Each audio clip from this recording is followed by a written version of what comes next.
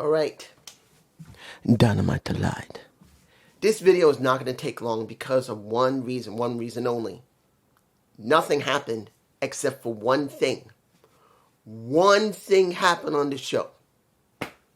Look, I'm going to say this now. I don't have to wait until the end. After I talk about this, I'm finished. Not that I'm not going to keep reviewing. It's just nothing happened on the damn show. Except for one thing, and that was with Garcia. And I'll talk about him in a minute. But I'm going to be honest here. When you look at this show, everything is exactly the same as last week and the week before that. It's not interesting.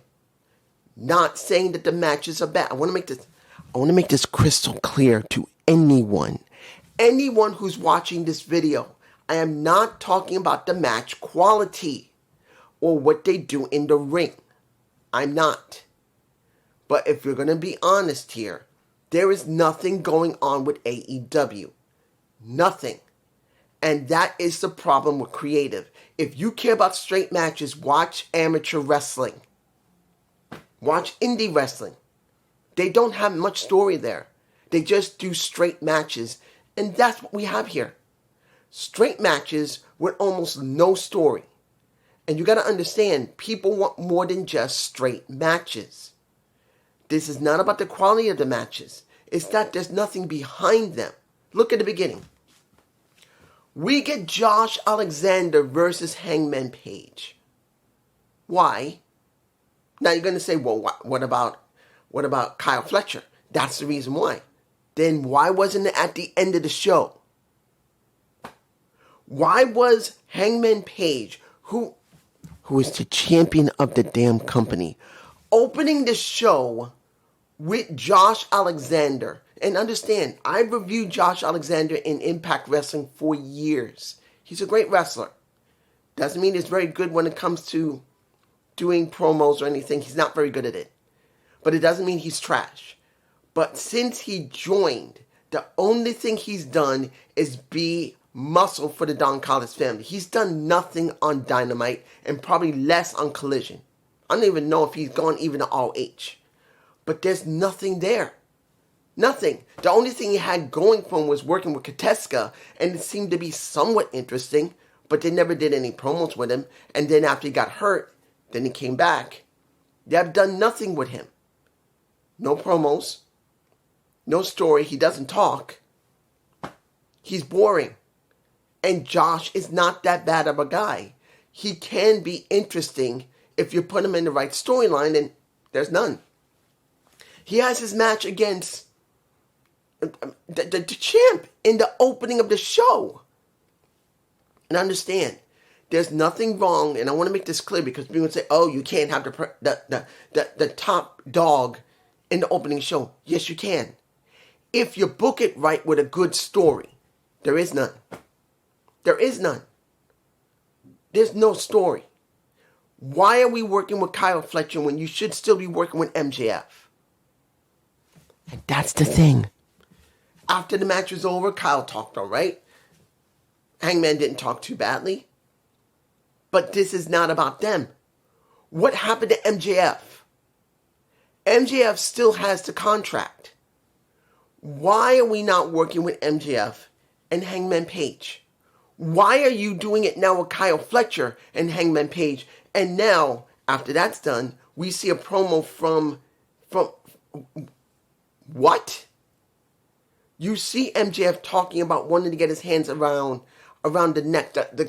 You want to gully him in the throat of a Mark Briscoe. But now they're doing a story with him with Mark. There's no real story behind it. And the most that you just gave us was MJF just got married. He told his bitch off, his wife. I'm not saying she's a bitch, but the way he perceived it in the story that he's now showing, that he made it very clear vengeance is the only marriage he has. And he just said, Toots, I don't need your ass. I'm walking out. Which he supposedly did, laughing. Why is this not being used with Hangman Page? Why not do Hangman Page in this situation than Mark? And understand, I actually like Mark Briscoe. I've been wanting him to be something more substantial for years. I've been wanting him to be TNT champion. No.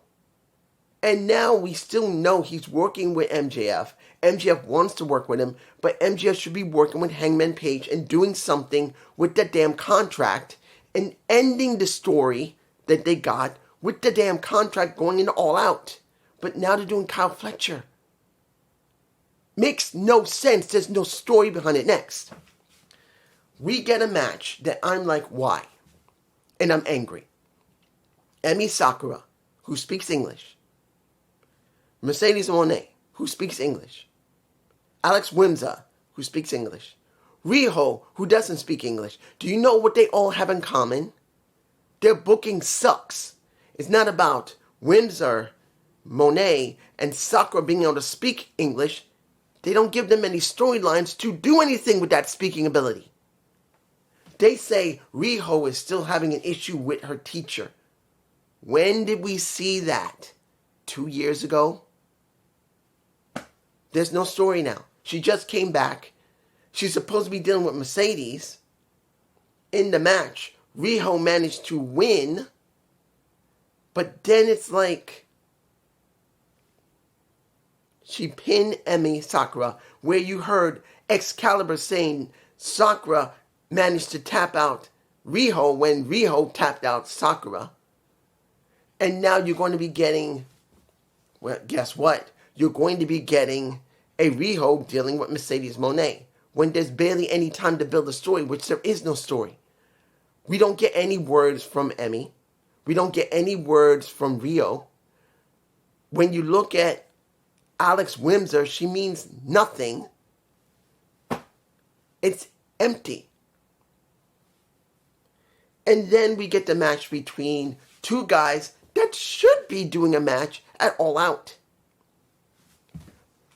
Wait, but this is what gets me angry. This storyline they have with Ricochet and Gates Angley versus the Hurt Syndicate could be more. We could get more. But with barely a week and a half to 2 weeks left, we get a match that could actually be by itself put on All Out. To see Ricochet go up against a Shelton Benjamin with a good story. No. We get this, which is understandable. That is something they need to do to build into it. But it's only 2 weeks away. And to be honest, it doesn't feel important yet. And I kind of wish they had this match between the two later. And make it mean something like with a title. I want to see Ricochet going for a title. Shelton Benjamin has not been a champion in a long time, a singles champion.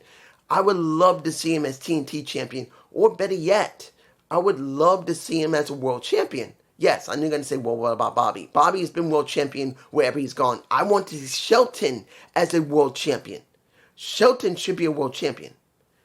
And I want to see them build into him. But it doesn't feel important. Now, yes, they just dropped the titles, the tag titles, and you could build into them.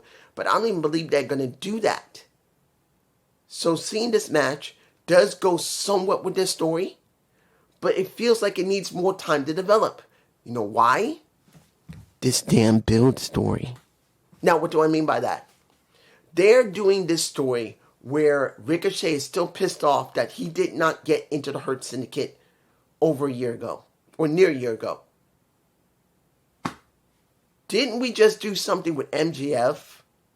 Where MJF was supposed to be threatened by the Hurt Syndicate? That is the reason why we had Ricochet do this. Now, I said in a video before, they tried to address this, and they did. But do I believe it? No, it doesn't feel important. This should be about MJF doing whatever he can do to become champion, and then seeing Bobby try to become champion, going after MJF. And none of that is going on. It feels very half-assed. And I'm sure you're going to say, dude, give it time to cook. There is no time to cook. There isn't. There's no time to cook. You know why? Because MJF is working with Mark Briscoe again. If MJF was working with Mark Briscoe and he still has the contract, which he does, doesn't it mean he should be dealing with why is Hangman Page dealing with Kyle Kyle Fletcher. Why? I'm moving on. The street fight was the second best match of the night. The first best match of the night was Shelton and was Ricochet. I want to make this clear. I've said it already, and I mean it. The match quality of the show was fine. It's the stories that suck. So, the Triangle of Madness, this situation with the Triangle, I'm not feeling it. I'm not feeling the Triangle of Madness fighting against Tony Storm, Jamie Hayter, and Chris Statlander. I'm not feeling it. I'm not feeling Chris working with Tony or working with Jamie Hayter. Jamie Hayter doesn't feel like anything. Chris Statlander supposedly might be coerced by, well, they haven't really gone there enough yet, even though Willow did talk about it when she was dealing with Harley Cameron, saying you better be careful, don't trust her. That I can understand, and that is its own separate story, and I would like to see that as a separate story. But other than that, you're throwing 6 women together, and they don't feel important. Now the match itself was good, seeing that, I'm gonna be honest here.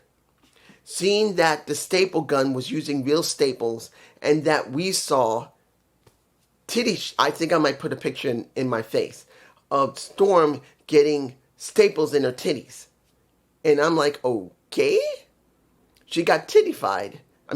Titty stamped, or whatever you want to call it. Seeing that, you don't see it normally with women using the real stuff. Now, you've seen it with men. We've seen it with PCO. Working with, I believe he was working with Macklin before he left Impact Wrestling, which was transitioned to TNA. He got his mouth stapled together. I don't remember if Macklin did that. Either Macklin did it, or Sami Callihan did it, or Mace Warner did it. I can't remember. But someone stapled real staples in his mouth. It's rare to see. Here, you don't usually see women be that violent and use staples unless you do ECW, which was many decades ago. And the thing is, that's what they're going for. They're ECW light, which is boring. I want AEW to be its own entity. I don't want them to be rehashing a lot of ECW stuff. Yes, in the 2300 arena, I know. But I want more from ECW light. I don't want it. I want AEW, not ECW light. And if you're going to do ECW light, you better do damn hell better than ECW. And they haven't. The final match. 500K match. Oh, 2 things before we do this. Let's make this clear. Did I feel something from Hook? It wasn't bad, but I don't know where they're going to go with Hook saying, I'm going to be by myself, or maybe not. That's what he was hinting. FTR beating up on the staff because they're so angry they want their hands on Christian and Cope. Wasn't bad. I'll give it to that. But let's make it very, very, very clear. The final match of the night, I didn't care at all. I hated it. Not for the match quality. Again, I want to make it clear, it was not the match quality. It was the match itself. A $500,000 match. How many months ago was it when we had the $100,000 match? Or was it a $400,000 match? I think it was a $400,000 match or $100,000. I can't remember. Because we had so many, I basically tuned out of them. These type of matches should be once a year. Or once every other year. To make them feel important. Now they're commonplace and I don't care. So when we see the match, and the quality was fine, at the end, what did we get? We get, I believe it was Matt, who saved Nick from being pinned, and he, who was he holding at the time? I can't remember who he was holding down. I think it might have been Bandino. Not sure. They won, they now have the money. But then what do we get? We get at the end a tire smaz. We get Darby Allin coming out. He gets nailed by Daniel Garcia. Then he gets his head driven into the chair once, not twice, once, because Danny didn't do it the first time correctly. He went to the left. Then he did it again. Then he went straight on there, and then he just stepped on him like crazy. Let me give it to you like this. I know after what happened with Niles McGuinness, and I'm not against Niles McGuinness. I'm not. I actually like him. And I really believe they could have done more with him, with a better storyline that he had when he was working before. And then when he worked with Zack Sabre Jr., it was fine. The match was all right, but there was no story. So if you were going to do this situation, I would have liked to see him destroy Niles McGuinness. And then, after he destroyed him and had a match with him, you can have him deal with Jon Moxley. This? It makes no sense. He goes to him once. And that's John to Daniel. Once. And that's it. Nothing more, nothing less. And I'm sure you're going to say, well, there's been other times. It's been sporadic. Moxley's been dealing with Swerve. Moxley's been dealing with Joe. Moxley's been dealing with Cope. Moxley's been dealing with Hangman Page. He's barely dealt with Danny Garcia. He has one match with him that he hasn't. It's been quite a while since he last had a match with him. The third match. They have the match. He goes to his face. He talks to him. But then it's like you needed more on this story for Danny to turn, and there wasn't. And yes, you see him being frustrated, but it's not enough without building into it. They just done the story with Statlander. And they've been showing Statlander being approached by Wheeler Yuta and about Marina Shafir. That has a little bit more give to it. Hell, even the one with Willow. And that is extremely weak when it comes to Willow dealing with Statlander. But at least there is history there. Seeing Willow with Marina Shafir when there's been really no story behind them, because Marina Shafir has not been in the women's tag division. Only thing she's been doing is been carrying the briefcase for almost a year. These stories have been sucking. Do you care?